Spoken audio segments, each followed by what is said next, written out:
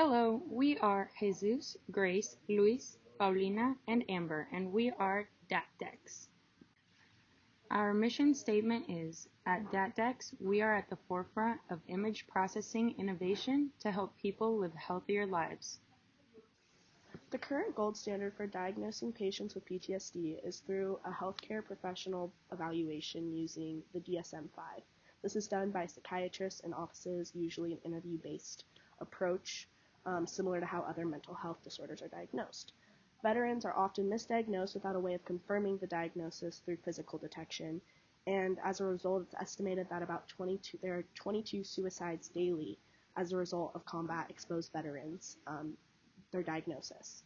Another problem that exists is the stigma around mental health diagnoses and people often believing them to be fake because it's not something that they can physically prove. And so finding a way to prove this would be extremely helpful.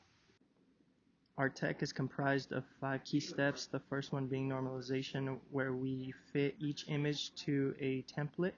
The next step is smoothing, where we apply a Gaussian kernel filter. The third step is our statistical model, where 2 t-tests are performed. The fourth step is our masking step, where we highlight the local and global maximum clusters in the striatum. And the fifth and final step is our results, where we set up a contrast and display a measure of density. In Figure 1 and Figure 2, we define our 2 groups that we are using in our study. In Group 1, it is going to be the PTSD positive patients and their DSM-5 scores.